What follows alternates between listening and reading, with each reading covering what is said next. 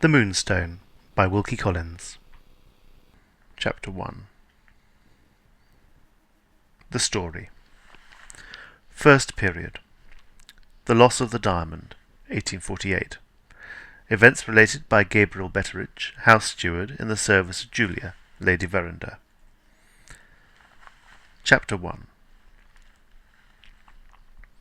In the first part of Robinson Crusoe, at page 129, you will find it thus written: Now I saw, though too late, the folly of beginning a work before we count the cost, and before we judge rightly of our own strength to go through with it. Only yesterday I opened my Robinson Crusoe at that place. Only this morning, May 21st, 1850, came my lady's nephew, Mr. Franklin Blake, and held a short conversation with me as follows.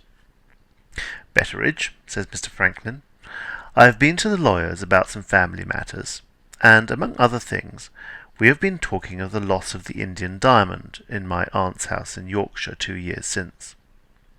Mr. Brough thinks, as I think, that the whole story ought, in the interests of truth, to be placed on record in writing, and the sooner the better. Not perceiving his drift yet, and thinking it always desirable, for the sake of peace and quietness, to be on the lawyer's side, I said I thought so too. Mr. Franklin went on. In this matter of the diamond, he said, the characters of innocent people have suffered under suspicion already, as you know. The memories of innocent people may suffer hereafter for want of a record of the facts to which those who come after us can appeal.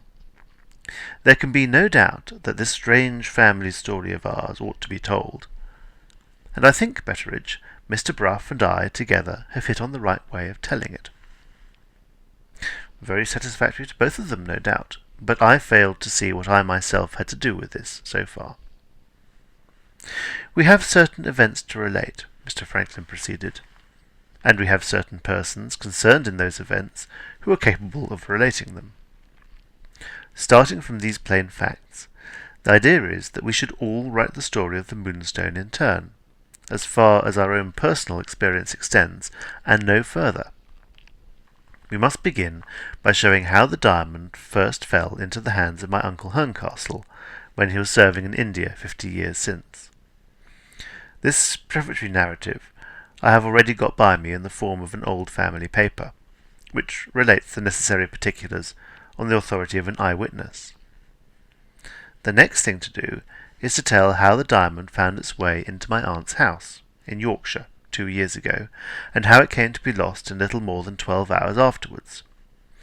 Nobody knows as much as you do, Betteridge, about what went on in the house at that time, so you must take the pen in hand and start the story. In those terms I was informed of what my personal concern was with the matter of the diamond.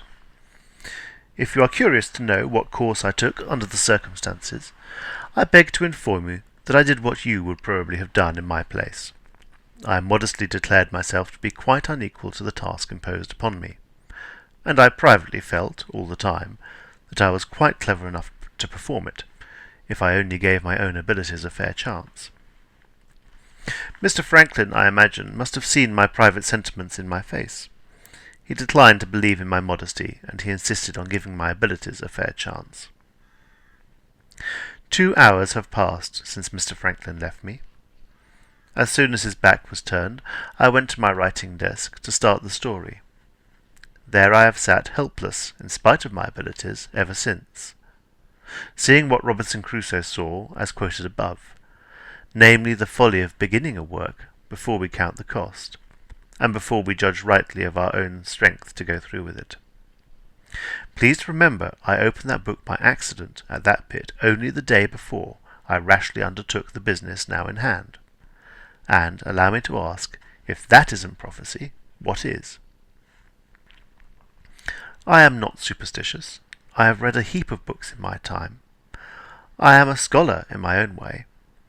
Although turned 70, I possess an active memory and legs to correspond. You are not to take it, if you please, as a saying of an ignorant man, when I express my opinion that a book such as Robinson Crusoe never was written and never will be written again. I have tried that book for years, generally in combination with a pipe of tobacco, and I have found it my friend in need in all the necessities of this mortal life.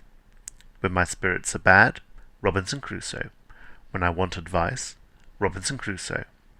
In past times, when my wife plagued me, in present times, when I have had a drop too much, Robinson Crusoe. I have worn out 6 stout Robinson Crusoes with hard work in my service. On my lady's last birthday she gave me a 7th. I took a drop too much on the strength of it, and Robinson Crusoe put me right again. Price 4 shillings and 6pence, bound in blue, and with a picture into the bargain. Still, this doesn't look much like starting the story of the diamond, does it? I seem to be wandering off in search of Lord knows what, Lord knows where. We will take a new sheet of paper, if you please, and begin all over again, with my best respects to you. End of Chapter 1.